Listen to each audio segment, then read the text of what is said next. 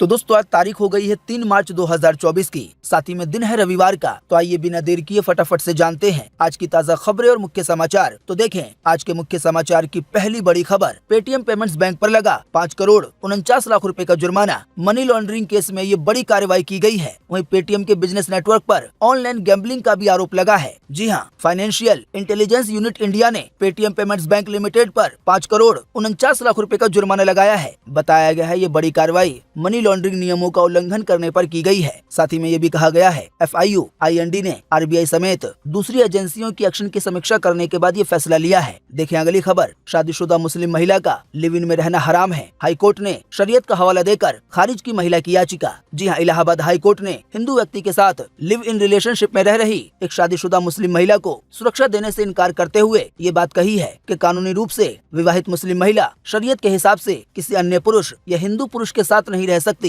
Court ने यह भी कहा लिव इन रिलेशनशिप में रहना शरीयत के हिसाब से जिना है, व्यभिचार है, इससे हराम माना गया है। दरअसल मुस्लिम महिला ने अपने पिता और रिश्तेदारों से अपने और पुरुष साथी को जान का खतरा बताते हुए सुरक्षा मांगी थी। हालांकि हाईकोर्ट ने मुस्लिम महिला को सुरक्षा देने से इनकार कर दिया, ये कहते हुए कि इस्लामी कानून में, इस्लामी शरीयत में लिव इन रिलेशनशिप हराम है। दोस्तों आप नहीं जानते हैं तो आपको बता दें, लिव इन रिश्ता एक ऐसा रिश्ता होता है कि एक महिला पुरुष एक साथ रहते हैं, बिल्कुल पति पत्नी की तरह, वो भी बिना शादी किए हुए। ऐसे ही रिश्ते को लिव इन कहा जाता है। वैसे आपको बता दें ये इंडिया में लीगल है। हालांकि हाईकोर्ट ने मुस्लिम महिला थी इसीलिए ये कहा कि इस्लाम में ये हराम है, जो इस्लामिक शरीयत है उसमें ये हराम है। बाकी आप इसी वीडियो के नीचे कमेंट बॉक्स में कमेंट करके बताएं कि हाईकोर्ट का ये फैसला कैसा रहा, क्या मुस्लिम महिला को इंसाफ मिला या नहीं। देखिए अगली खबर, पाकिस्तान में भारत के एक और दुश्मन की गई जान। 26/11 का मास्टरमाइंड था लश्कर का ये आतंकी। आइए बताएं इसके बारे में। जी हाँ, बीते 2 मार्च को ये बड़ी खबर आई कि लश्कर के खुफिया प्रमुख आजम चीमा की पाकिस्तान के फैसलाबाद में जान चली गई है। उसकी उम्र करीब 70 साल थी। बताया गया आजम चीमा 26/11 के आतंकवादी हमलों और जुलाई 2006 के मुंबई ट्रेन बम विस्फोटों के अलावा भारत में कई अन्य आतंकवादी हमलों के मुख्य साजिशकर्ताओं में से एक था। तो इंडिया का एक और बड़ा दुश्मन कम हो गया है, जिसको इंडिया ने वांटेड घोषित किया हुआ था, आतंकवादी घोषित किया हुआ था। देखिए अगली खबर, झारखंड में स्पेन की टूरिस्ट महिला से 7 से 8 युवकों ने किया गैंगरेप।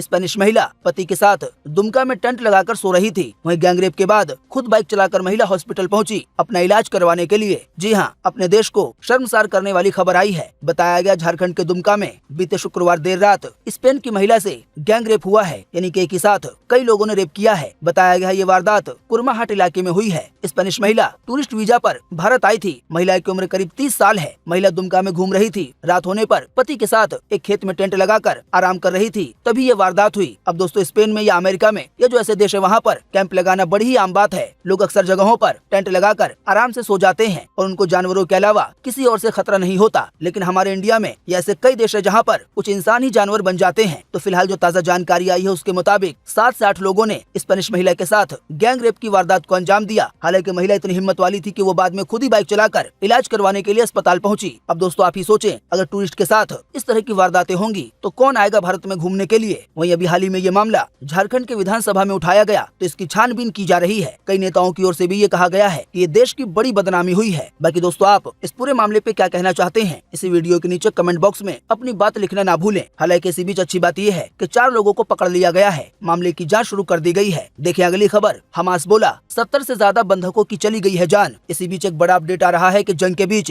पहली बार गाजा में मदद पहुंचाएगा अमेरिका। प्लेन से गिराया जाएगा खाना। गाजा में है भूखमरी जैसे हालात। जी हाँ, हमास का कहना है कि गाजा में 70 से ज्यादा बंधकों की जान चली गई है। यानी कि बीते 7 अक्टूबर को हमले की पहल करते हुए हमास ने जो इजराइल पे हमला किया था और कई लोगों को मारने के बाद कई लोगों को बंधक बना लिया था, किडनैप कर लिया था, तो उन्हीं बंधकों में से 70 बंधकों की जान जा चुकी है। हमास ने अभी हाल ही में बीते शुक्रवार देर रात ये अपडेट जारी किया। वहीं इसी बीच जो दूसरा अपडेट आ रहा है वो ये है कि इजराइल और हमास के जंग के बीच पहली बार अमेरिका गाजा में मदद पहुंचाएगा। अमेरिकी सेना प्लेन के जरिए गाजा में खाने के पैकेट गिराएगी। बात यह है कि अभी हाल ही में कई सारे भूखे फिलिस्तीनी खाना लेने के लिए एक ट्रक के पास पहुंचे थे, पर इजरायली सैनिकों को केवल ये शक हुआ कि इनसे हमें खतरा है और इजरायली सैनिकों ने फायरिंग शुरू कर दी। कई लोगों की जान ले ली, सैकड़ों लोगों को घायल कर दिया। तो इसी अमानवीय घटना के बाद ऐसा लगता है अमेरिका का दिल भी पिघल गया है और उसने ये बड़ा फैसला लिया है कि अब गाजा में अमेरिका भी मदद पहुंचाएगा, खाना, राहत सामग्री पहुंचाएगा। देखिए अगली खबर, दहेज के लिए बहू को पेट्रोल डालकर जिंदा जलाया, सास ससुर समेत 4 लोगों को उम्र कैद की सजा सुनाई गई। 85,000 रुपए का जुर्माना भी ठोका गया। जी हाँ, यूपी के बलरामपुर जिले में दहेज हत्या के मामले में कोर्ट ने सजा का ऐलान किया है। इस मामले में जिला कोर्ट ने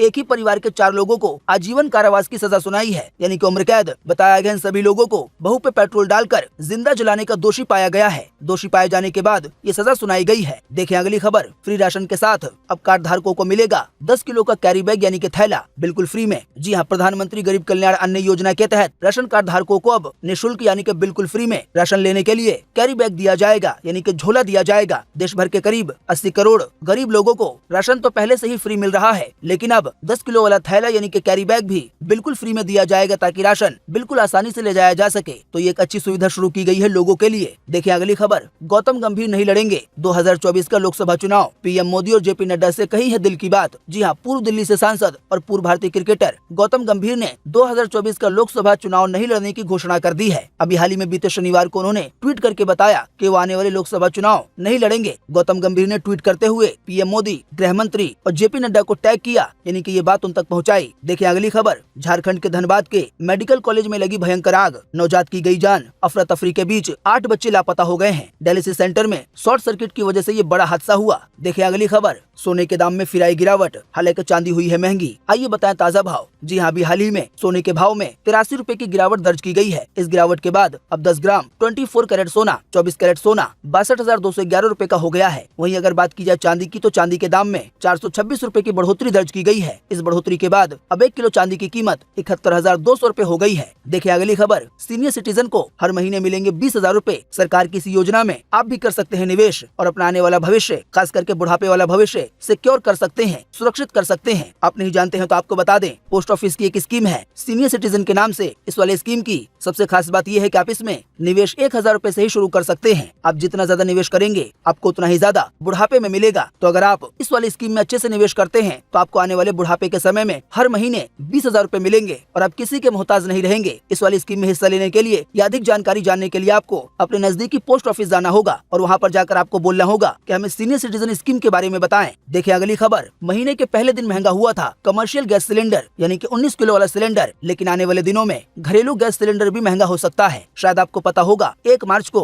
कमर्शियल गैस सिलेंडर के दाम में 25 रुपए 50 पैसे की बढ़ोतरी की गई। हालांकि जो घरेलू गैस सिलेंडर है 14 किलो 200 ग्राम वाला, उसमें कोई भी बदलाव नहीं किया गया। लेकिन आपको बता दें, कई बार ये देखा गया है कि घरेलू गैस सिलेंडर के दाम 1 मार्च को नहीं बढ़ते हैं, बल्कि 2-4 दिन के बाद, 8 से 10 दिन के बाद कमर्शियल गैस सिलेंडर के महंगा होने के बाद जो घरेलू गैस सिलेंडर है वो भी महंगा हो जाता है। तो ऐसा अनुमान है कि आने वाले दिनों में घरेलू गैस सिलेंडर महंगा हो सकता है। हालांकि ये कोई ऑफिशियल जानकारी नहीं है। एक्सपर्ट्स का मानना है कि चुनाव आने वाले हैं, इस वजह से घरेलू गैस सिलेंडर सस्ता भी हो सकता है। देखिए अगली खबर। ट्राई द्वारा जल्दी लागू किए जाएंगे नए नियम। इसके लागू हो जाने के बाद हर कॉल आने पर नाम दिखाई देगा, चाहे वो नंबर आपके फोन में सेव हो या नहीं। इसके अलावा भी ट्राई द्वारा एक और नए नियम की जानकारी दी गई है। जी हाँ, telecom regulatory authority of India यानी ट्राई की ओर से एक प्रस्ताव पास किया गया है, जिसमें सभी मोबाइल ऑपरेटर जैसे जियो, एयरटेल, वोडाफोन आइडिया और BSNL को आदेश दिया गया है कि वो कॉलर आईडी सिस्टम को लागू करें। वैसे दोस्तों, अगर आप नहीं जानते हैं कि कॉलर आईडी सिस्टम क्या है तो आपको बता दें कि फोन में हर दिन अनजान और विज्ञापन से जुड़ी कॉलें आती रहती हैं, जो आम यूजर के लिए बड़ी समस्या बनी हुई है। इसे ही दूर करने के लिए ट्राई द्वारा ये आदेश दिया गया है। इस नियम के सर्विस के लागू हो जाने के बाद जब भी कोई कॉल आएगी तो कॉल करने वाले का नाम डिस्प्ले होगा, चाहे वो कॉल प्रचार के लिए हो, कंपनी का कॉल हो, तो आपको पहले ही पता चल जाएगा। फिर चाहे कॉल करने वाले का नंबर आपके मोबाइल में सेव हो या नहीं हो। साथ ही बताया गया सर्विस से फ्रॉड और अनजान कॉल करने वालों की समस्या से छुटकारा मिल जाएगा। अभी समय ऐसा हो रहा है कि जो कंपनी के भी कॉल आते हैं तो ऐसे नंबर से आते हैं जैसे वो नंबर किसी आम आदमी का हो। इस परेशानी से भी निपटने के लिए जल्दी एक और सर्विस लागू होगी। जानकारी के मुताबिक ट्राई द्वारा मोबाइल नंबर की एक नई सीरीज जारी की जाएगी, जिसकी शुरुआत 140 से होगी, यानी कि 140 से। आने वाले दिनों में आपको जो भी कंपनियों के कॉल आएंगे या विज्ञापन के लिए कोई कॉल आएगा तो उसके शुरू में 140 होगा। इसके जरिए यूजर आसानी से पहचान पाएंगे कि ये कॉल कोई खास कॉल नहीं है, बल्कि ये कंपनी द्वारा किया जा रहा है। बाकी बताया गया है ये दोनों ही सर्विस जल्दी आने वाले दिनों में लागू होगी और जाहिर बात है इससे मोबाइल चलाने वालों को अच्छा फायदा मिलेगा। देखिए अगली खबर। 2029 तक देश में हो सकते हैं एक साथ चुनाव। सरकार गिरने पर यूनिटी गवर्नमेंट बनेगी। लॉ पैनल संविधान में जोड़ेगा नया चैप्टर। जी हाँ, 1 नेशन 1 इलेक्शन को लेकर लॉ पैनल संविधान में एक नया चैप्टर जोड़ सकता है। इसके जरिए आयोग 2029 तक देश में लोकसभा, विधानसभा और स्थानीय निकाय चुनाव एक साथ कराने की सिफारिश कर पाएगा। आसान शब्दों में कहें तो बीजेपी सरकार जो चाहती है, अगर वो पूरा हो जाता है तो 2029 तक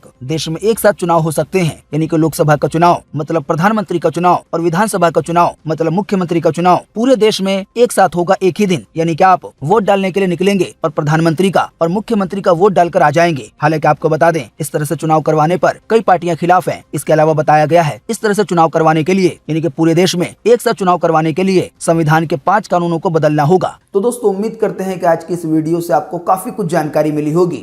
हम बस इसके बदले में आपसे इतना ही चाहते हैं कि आप इस वीडियो को लाइक कर दें और शेयर कर दें, क्योंकि आपका लाइक और शेयर करना ही होता है हमारी मेहनत का फल। वीडियो देखने के लिए आपका बहुत बहुत धन्यवाद। Thanks for watching.